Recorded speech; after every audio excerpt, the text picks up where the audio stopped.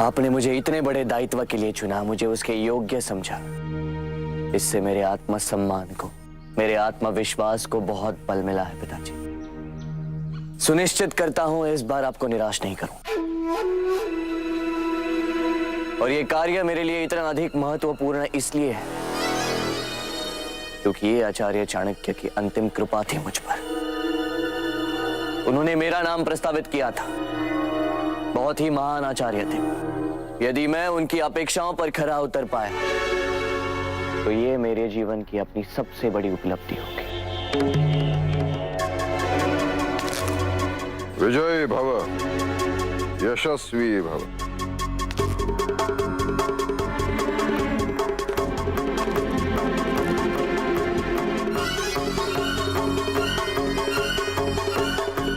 आशीर्वाद दीजिए। सुशील, मुझे अचानक आभास हो रहा है कि कुछ अनर्थ होने वाला है। हट जाओ ना पुत्र। मां, मुझे कुछ नहीं होगा। मैं आपको विश्वास दिलाता हूं कि मैं वापस आऊंगा, अवश्य आऊंगा। आप निश्चिंत रहिए।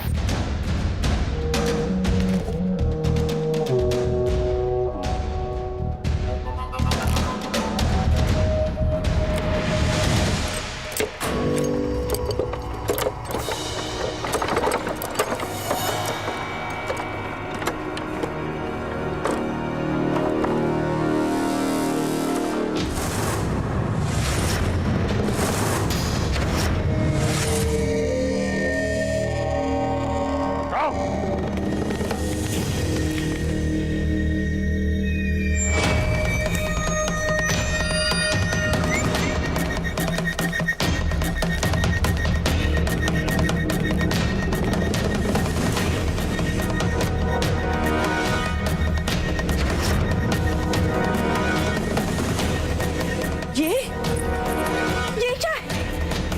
ये किससे क्या होगा?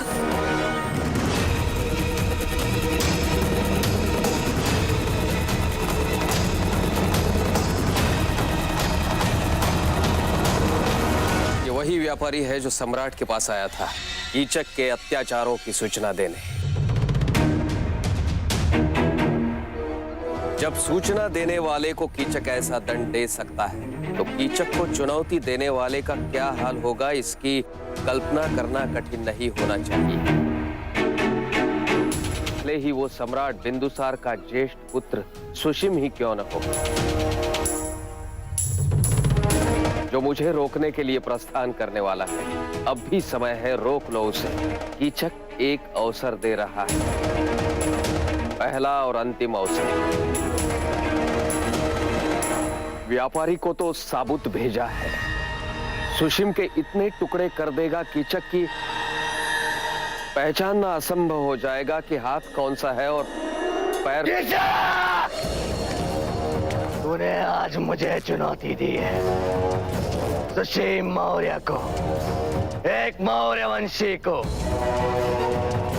अब मुझे कोई चिंता नहीं कि मैं जीवित रहूं या ना रहूं, पर अब मैं तुम्हें मारे बगैर नहीं मरने वाला। सुशील, तुम्हें मेरी सौगंध। नहीं मां, आज किसी की सौगंध मुझे नहीं रोक सकती। आज प्रश्न मातृभूमि के सम्मान का है। कीचक को मरना पड़ेगा। सुशील, यदि तुम गए तो आज तुम अपनी मां का मरा हुआ मुंह देखोगे।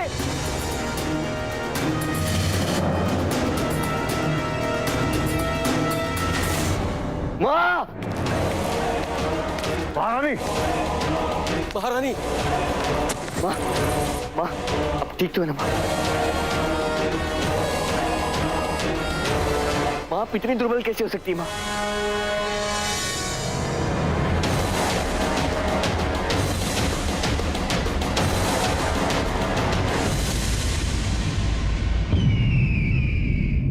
नहीं पिताजी, क्षमा कीजिए। उस कीचक की धमकी के डर से आप अपना निर्णय नहीं बदलेंगे, कदापि नहीं। मैं राजकुमार सुशिम के कथन से सहमत हूं सम्राट। यदि राजकुमार नहीं गए तो मौर्य वंश की प्रतिष्ठा, मौर्य वंश के सम्मान पर एक गहरा कलंक लग जाएगा। नहीं सम्राट, मेरा एक ही पुत्र है, मैं उसे नहीं जाने दूंगी।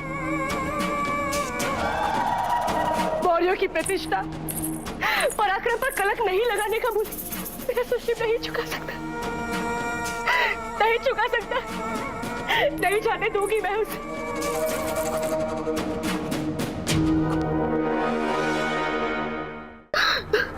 माँ, यदि आप इस प्रकार दुर्बल हो गई तो कैसे चलेगा?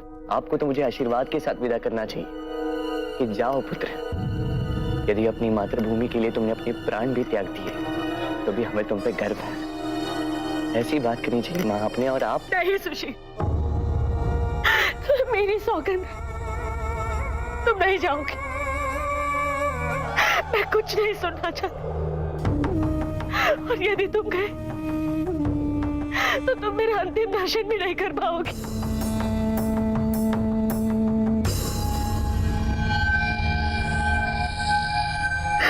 ये क्या कह दिया आपने माँ? मुझे अपनी मातृभूमि की सेवा का इतना बड़ा अवसर क्यों छीन रही हैं आप? विनती करता हूं आपसे, अपने शब्द वापस ले लीजिए माँ। सम्राट, सम्राट, मैं विनती करती, सुशील को मत जाने दीजिए। यदि सुशील गए तो मेरे प्राण निकल जाएंगे। हमारे पास श्रेष्ठ सैनिक है, अब उनका दल भेज दीजिए। परंतु सेना को एक नायक की भी तो आवश्यकता होती है महारानी, और राजकुमार सुशील से और अच्छा नायक कौन हो सकता है? कीचक ने स्पष्ट कहा था कि वो सुशील को मार देगा यदि इसे कुछ हो गया तो। हम ऐसी मूर्खता नहीं कर सकते हैं सम्राट। हम सब जानते हैं कि कीचक कितना क्रूर है।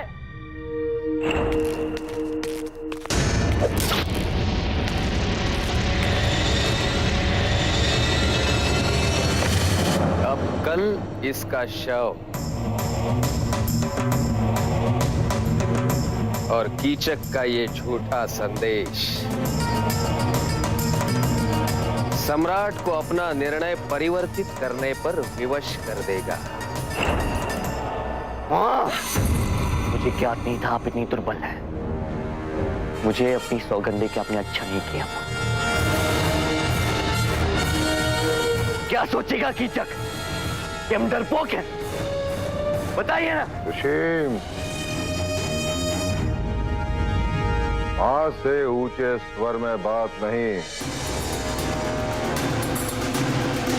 क्षमा कीजिए सम्राट, परंतु मैं राजकुमार के कथन से पूर्णतः सहमत हूं। उनके न जाने से यही संदेश प्रसारित हो जाएगा कि सम्राट ने अपनी सेना को एक सेनाधिकारी के नेतृत्व में भेज दिया। कीचक की धमकी से डरकर हम पहले ही हार गए। नहीं, एक उपाय है, केवल एक।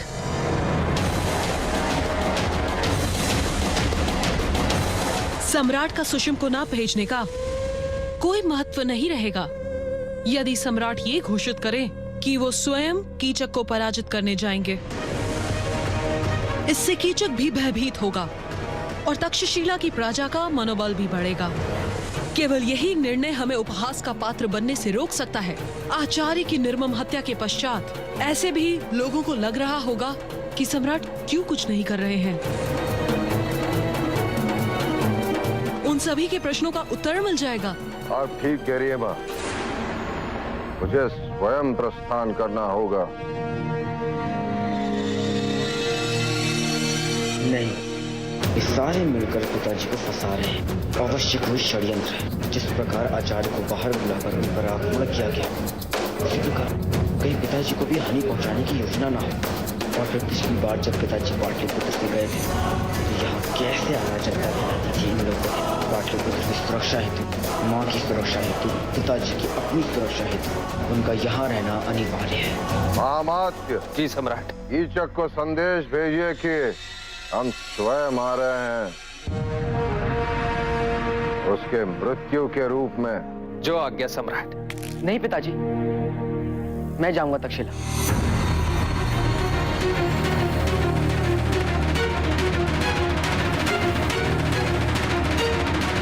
अशोक, ये संभव नहीं। जब मैं अपने एक पुत्र को नहीं भेज रहा हूं तो तुम्हें कैसे भेज? आप भ्राता सुशीम को इसलिए नहीं भेज सकते क्योंकि किचिक जानता है कि वो वहां आ रहे हैं, पर किचिक को ये नहीं पता चलेगा कि भ्राता के स्थान पर मैं वहां आ रहा हूं। वो चकित रह जाएगा और ये हमारे लिए लाभदायक होगा। मैंने पहले ही राजकुमार अशोक का नाम प्रस्तावित किया था और आचार्य चाणक्य ने आपके इस प्रस्ताव का खंडन किया था महामात्य खलटक। सम्राट, तक्षशिला भेजने के लिए आचार्य चाणक्य को राजकुमार सुशीम पर अधिक विश्वास था। आचार्य के इस निर्णय का विरोध करना उन्हें अपमानित करने के समान होगा।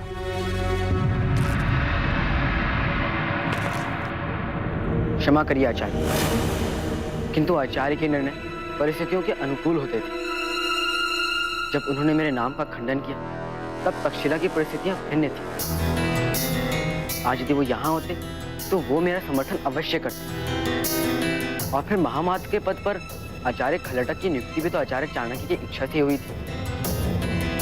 यदि आचार्य चाणक्य ने इतने महत्वपूर्ण पद के लिए महामात्र खलटक को योग्य समझा तो हम सबको उनके सुझाव को स्वीकार करना चाहिए। भ्राता सुशीम को भी इससे बहुत प्रसन्नता होगी कि मैं ये सब कुछ अपने अनुभव से सीखना चाहता हूँ।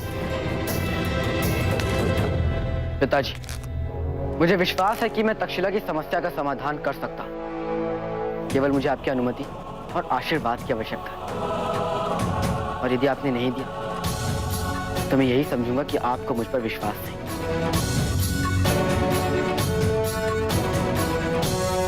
मुझे विचार करने के लिए कुछ समय चाहिए।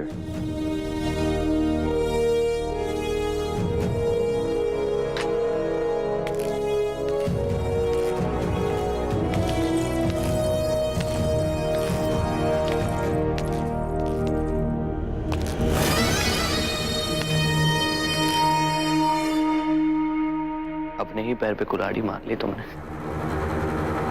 अभिनंदन। मगध के शत्रुओं को नष्ट करने का जो मैंने प्रण लिया है, कहीं से तो आरंभ करना पड़ेगा और इसके लिए जो भी आवश्यक है वो मैं करूंगा।